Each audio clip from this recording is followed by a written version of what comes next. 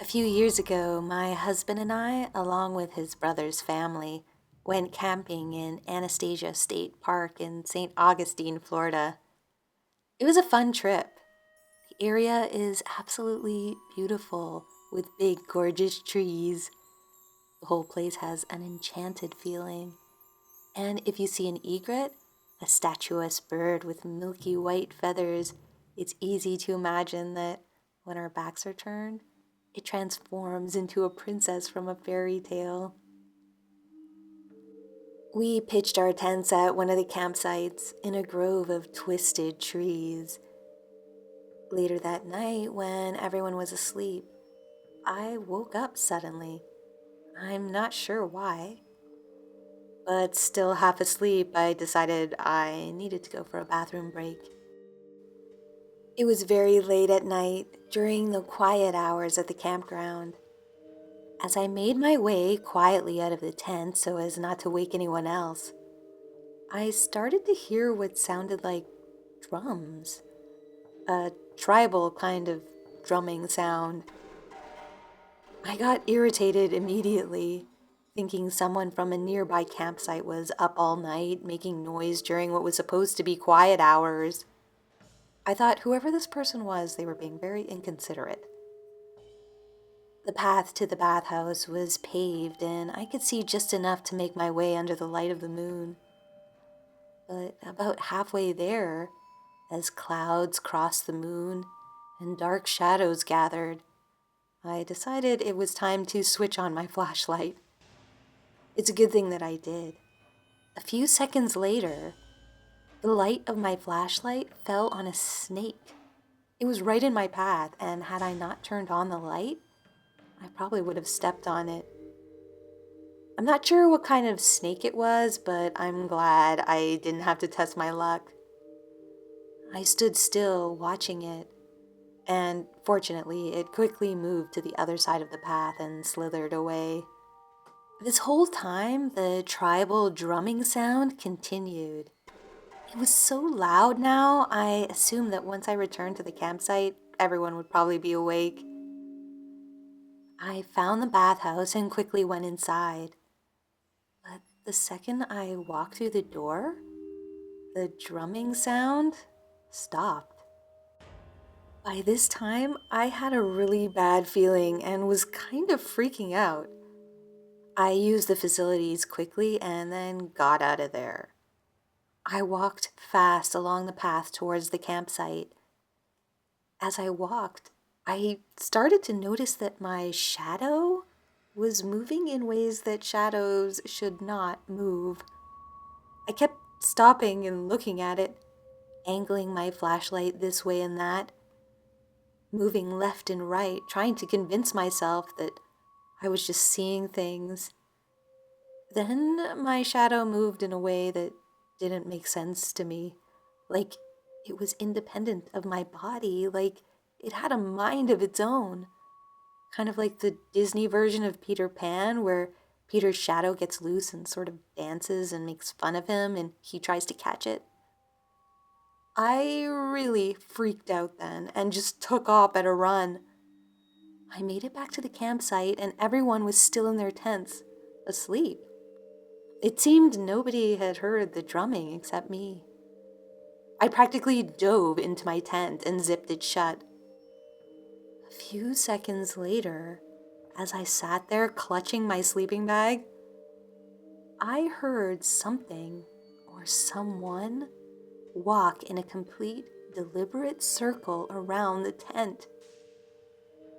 I woke up my husband, but he had been in such a deep sleep, he just muttered something incomprehensible and went right back to snoring. I hardly slept the rest of the night, but nothing else out of the ordinary happened. I told my husband everything I had experienced the next day, but he blamed the medication I was on. To be fair, I wasn't supposed to drink alcohol with that medication, and to be honest, I had had a couple of glasses earlier that evening, so I guess he could have been right. Everything I experienced could have just been the result of alcohol and medication combined. I have since weaned myself off that particular medication. But even still, I can't shake the feeling that there was more to it than that. That what I experienced really happened. That something other than animals and insects lives between those trees and decided to play a prank on me that night. Although prank is the nicest way I can describe my experience. The other result of that night was that I wound up with over 200 mosquito bites. Yes, really. And came down with something called Skeeter syndrome, which is an allergic reaction to an abundance of bites. I suppose it could have been worse. If my instincts are right, if I did have an encounter with fairies that night, I know based on my research, it could have been a lot worse. So, I'm not just counting my mosquito bites after that night. I'm counting my blessings.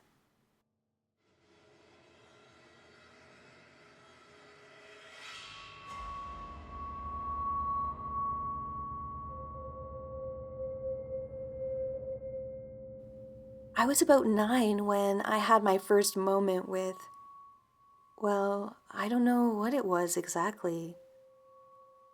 My family had just moved to a small town near the base of Mount Rainier in Washington state. I don't live there anymore, but I now know that an unusual number of people have gone missing in the area, having mysteriously vanished. We didn't live very close to the national park, about 25 to 30 minutes from where the vast wilderness started. Still, my older brother and I often wandered around the woods that surrounded the town and stretched towards the park. A paranormal investigator once theorized that there was some kind of portal in the area. This portal, he wrote, was very close to the last home my family owned before we left that place. Anyway, when we first moved there, we lived in a remodeled mining house in the middle of the small town. And when I say small, I mean it took 5 minutes to walk through the entire town. And there were only about 800 people that lived there. This was in the late 90s. Our house was by a park that was once a pine forest with trails. It was cut down to make a more modern playground and picnic spot. The town planted red maple trees around the perimeter. One beautiful day in late August, when the chill of fall was making itself known in the mountains, I decided to walk down to the park. I was pretty bummed that not one of my friends was able to come out and play with me that day. I made my way over to the slides and climbed up to the top. No one was around despite the beautiful weather, but I could see my house and yard from where I stood. I remember while I was sitting up there, I noticed a tiny red leaf floating in the air. Then, after a moment, this leaf no longer seemed to be floating downward on the breeze. Instead, it stopped and hovered there, right in front of the slides, about 5 feet away from the bottom and 6 feet off the ground. An unsettled feeling came over me. I couldn't understand how this leaf had just stopped and was floating there in midair, as if held by an invisible hand. I slid down the slide and walked slowly towards the leaf to try to see if it was caught on a spider web or something. But as I neared the leaf, I could see that there were no spider webs around keeping it afloat. In fact, it was impossible that a spider web could be holding the leaf up. There wasn't any place for it to hang from. I stared at the tiny leaf. It was strangely perfect, a much brighter red than any of the other leaves around the park. You know when you hold a leaf by the stem between your fingers and twirl it? Well, all of a sudden, the hovering leaf began doing just that. I had the sudden need to grab it just then, but I was too short to reach it. So I jumped up into the air several times, but all that effort was wasted. Then, just as I was about to give up, the leaf lowered in a slow, teasing way, like whatever was holding it was having fun with me, toying with my curiosity. I reached my hand up again and felt a shift in the air. It felt almost static and empty. Like the air didn't feel cool and fresh anymore. It felt thick and heavy. The leaf came slowly down, and right before it touched my outstretched fingertips, it retracted back up slightly, and then back down right to my fingertips. And finally, I was able to grab hold of it. The little red leaf was now mine. The static feeling left. I drew in a deep breath, as if breathing for the first time, and exhaled slowly. I walked home bewildered by what had just happened. I felt like I had only been there for about 15 minutes. I had just eaten lunch before I left. Yet when I got home, it was already dinner time. My mom made a comment that I must have had a great time at the park, despite being alone and upset earlier that no one was around to play. The truth is, in retrospect, I don't think I was really alone that day in the park. I think I was with a very tall, unseen friend who liked to tease and gave me a gift.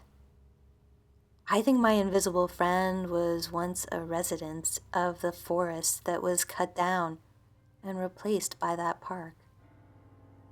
I don't think it meant me any harm. I think it just wanted to play. I don't remember what I did with the leaf. I wish I had preserved it and kept it. Even so, the enchantment of that day has stayed with me. I don't think enchanted forests can ever really be cut down. Not entirely.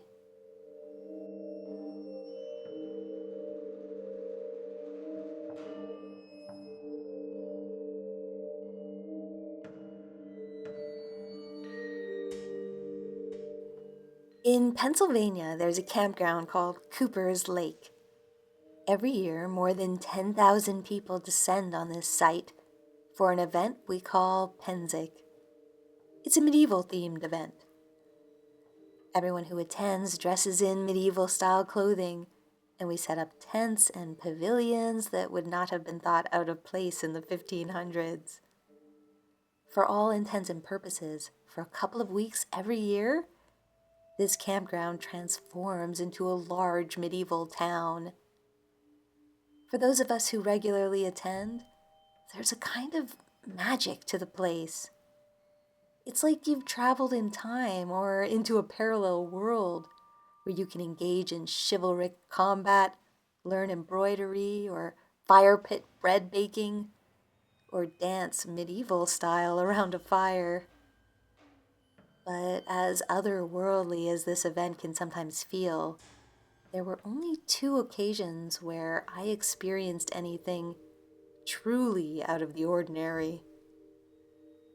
The first happened several years ago. That year, my friends and I had chosen to set up camp in the woods beyond the battlefield. At the time, few groups chose to camp out that far, and a single porta-john had been set up for those of us in the area. This porta-john was a bit of a trek from the campsite, but if you cut through the back of the camp, where the trees were thicker, ducked under the sheet wall, one of many that had been set up to mark the various camping areas, you could get to and from the porta-john much faster. Once we discovered this shortcut, many of us started using it regularly so as not to miss out on any of the fun. One day, I was doing just that, cutting between the trees at the back of the camp on my way back from the porta-john. As I walked, I got a weird feeling. That feeling you get sometimes when you know you're being watched. I stopped and looked around, and for a moment, I thought I could see people about my height with what I thought were slightly pointed ears peeking out from behind the trees, watching me. It was just for a moment, and when I looked again, they were gone. When I returned to the camp, I told my friend what I thought I had seen, and she got a very disturbed expression on her face. She told me she also thought she had seen people in the woods. People that to her didn't seem human. She said she had a bad feeling about them, like they didn't want us there. But she had told herself at the time that she had just been imagining things. At the end of the event, the people camping nearest to us packed up and left, taking their sheet walls down. Their site was the closest to the path I had taken through the woods, where I thought I had seen those pointy-eared people. I and two of my friends decided to take a look around the area. There was safety in numbers after all. And it was during the day, so I felt like it was a good time to investigate. As we searched around, we found this huge old tree that we all agreed had a strange energy to it. Not far from this tree, we found this abandoned house, which had serious haunted house vibes. One of my friends started to head towards the house to explore, but I stopped him. Something came over me and I just yelled out, "Do not go in there." I told him after I couldn't explain it, but I had a really bad feeling and begged him not to go inside or anywhere near that house. He took my word for it, and we all went back to the campsite. We didn't find out anything more about whoever I had seen in the woods, but at least we were all in one piece. The second incident happened several years later in 2018. Again, I was attending this wonderful, magical medieval event and having a great time. This time, my friends and I had set up our campsite closer to the lake. We weren't anywhere near the spot where I had seen the people with the pointed ears, or the old tree, or the abandoned house. I was chatting with one of my friends, Luna, by the lake, when we both realized at the same time that we weren't alone. We stopped talking simultaneously and both looked around. I told Luna I felt like someone was watching us, and she felt the same thing. Then I noticed a small light hovering by one of the trees and pointed it out. Luna saw it too. Then I heard a voice, although it was less of an audible voice and more like it was inside my head. I heard this gravelly voice say, "Humans, get off my land!" I told Luna what I had heard. Now, Luna is a sensitive psychic type, and she said she had the feeling that we were in the presence of a hobgoblin. She said she felt it had been once a sprite or less destructive type of fairy, but that anger at humans had turned it sour. I don't know what it was, but we were both feeling extremely uncomfortable, and we got up to leave. Just before we did, Luna promised to bring the presents, or whatever it was, some honey, in the hopes of making peace with it. As we started to walk away, Luna suddenly stopped and said she'd heard a voice in her head too. that the voice had said that the ones in the house were very angry. She looked at me confused. "What house?" she asked, and I immediately knew the answer. It had to be that abandoned house my friends and I found a few years earlier, the one that had given me such a bad feeling. Luna and I purchased some honey sticks from a merchant and left them by the lake. The next day, the honey sticks were gone. We both hoped and assumed that it was the hobgoblin who had taken those honey sticks, and perhaps this meant it had accepted our peace offering. I really hope so. I want this place, this event to continue well into the future. And if these otherworldly beings do exist, and some of us who attend this event have angered them somehow, I can only hope we can make it right. For me, this event is always pure magic. And if there are magical beings like fairies out there, I hope we can find a way to coexist.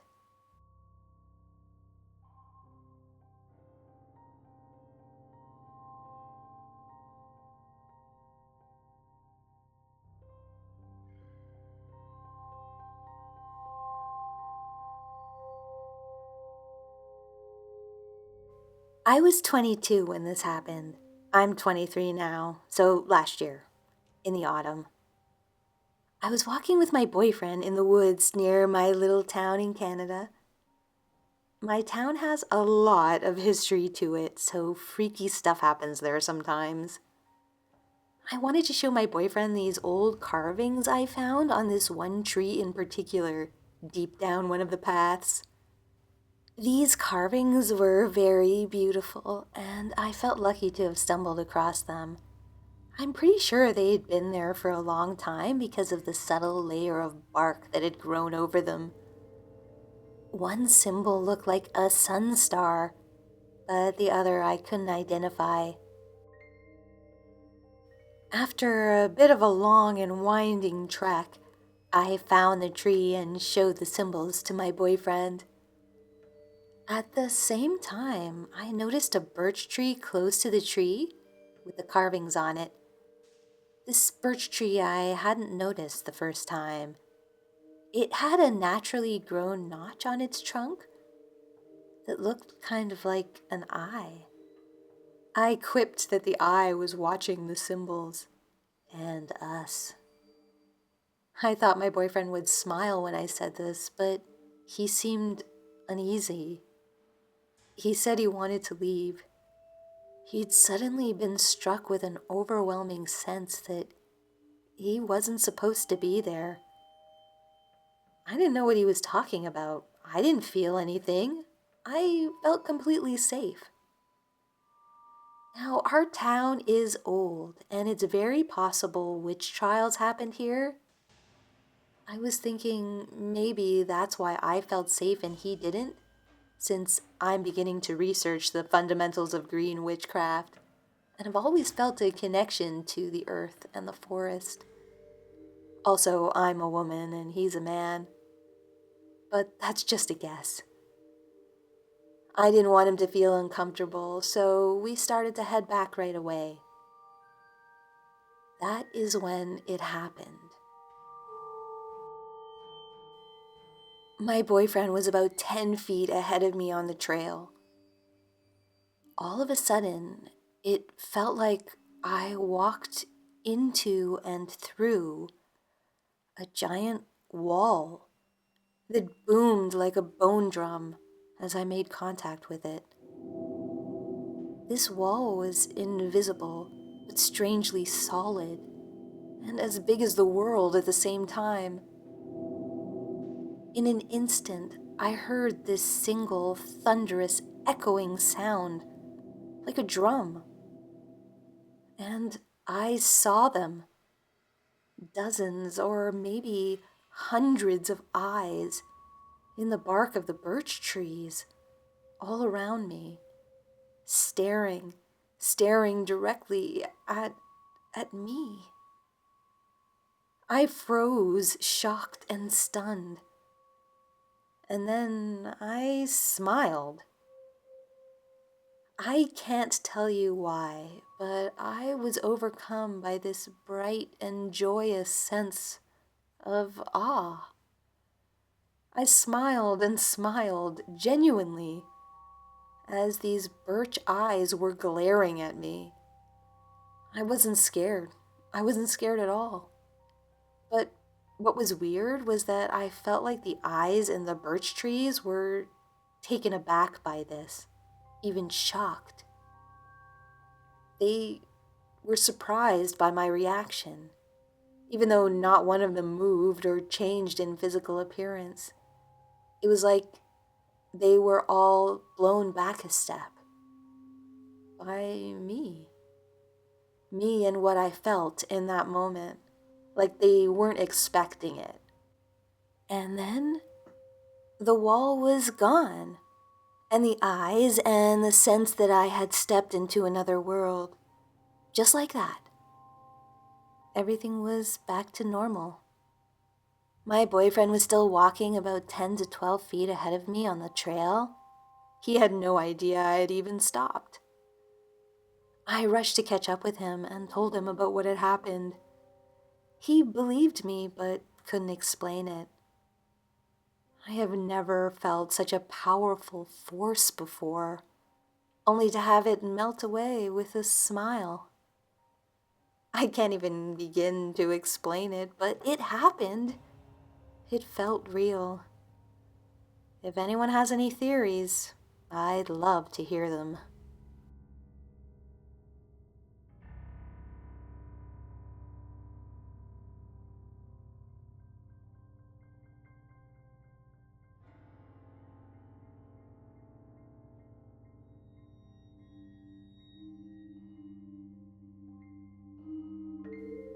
I recently experienced a huge wake-up call in my life. A friend of mine, someone I've been friends with since elementary school, someone whose opinion I respect, told me she wanted a break from our friendship. She said I had become too negative, that I was always looking for the worst in things and people, that I criticized everything, that I was always looking for an excuse to attack and complain.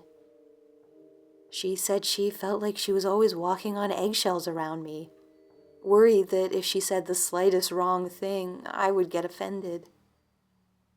She said I never used to be this way, that it started a few years ago, and that I had gotten progressively worse as time went on.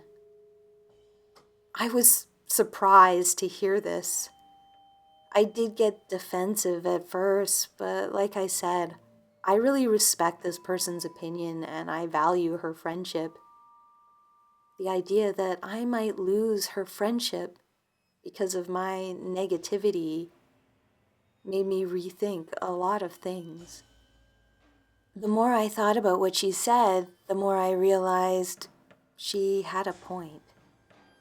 For whatever reason, I had become this person who looked at the world through the opposite of rose-colored glasses. I was making everyone around me miserable, not to mention myself. I decided I was going to make a solid effort for at least 1 month to look for the good in things, to try to see the best in people and the world instead of the worst. It wasn't easy at first fighting my negative habit, but it did get easier in time, and eventually I started to feel happier, lighter, more optimistic. Now on to my experience. I promise this was all relevant. Okay, so there's this large forested park where I live, with trails that run through it. If I'm walking home from a certain direction, passing through that park is the fastest route. The thing is, I always hated walking through that park. I found it kind of gloomy and wild and overgrown and filled with bugs. and it always gave me a bad feeling. I even thought it smelled funny in there. Anyway, so after about 3 weeks of trying to see the good in things, I was on my way home from work and decided to take the shortcut through the park. It was early evening, and as soon as I started walking down the path, I began walking quickly as I normally did to get through the forested area as fast as possible.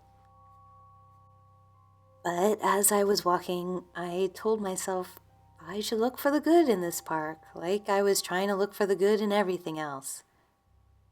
So I slowed down, turned off my music, and just tried to appreciate the park. Then something magical happened. I noticed a tiny streak of light flit past some wildflowers on the side of the path. The light flashed again, and I realized it was a firefly.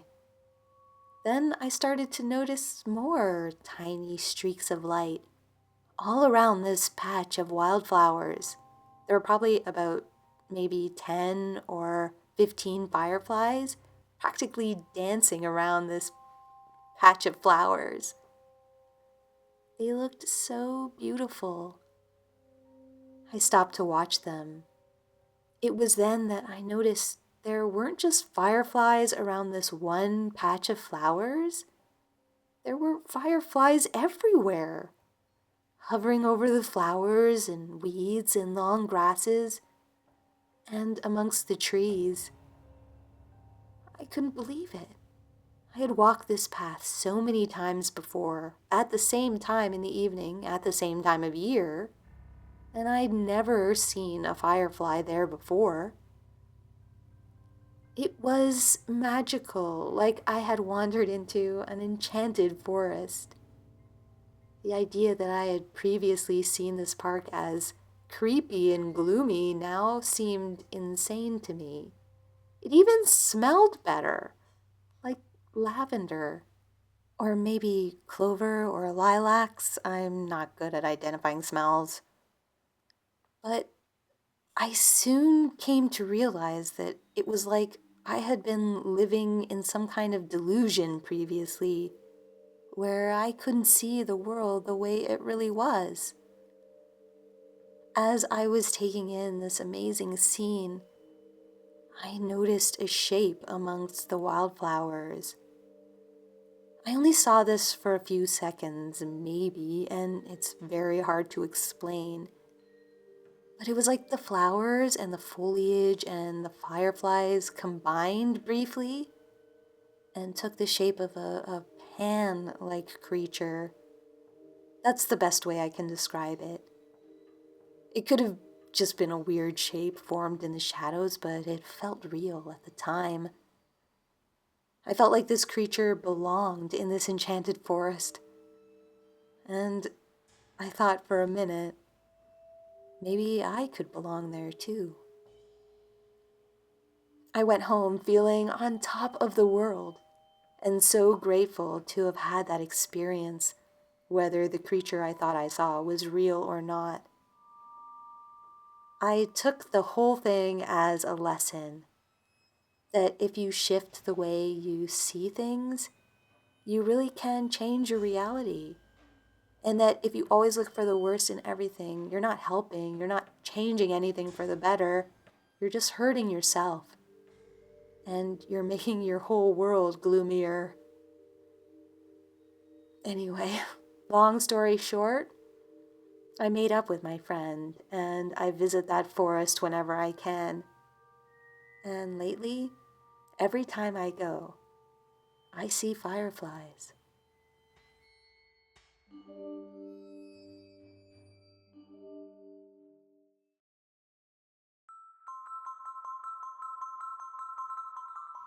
Thanks for watching, and thanks to everyone who submitted their stories for this one. If you have a fairy story to share, you can check out my website at scaryfairygodmother.com, link in the description. It has a spot where you can submit your stories, comments, questions, or suggestions. You can also sign up for my mailing list there. It's free to join.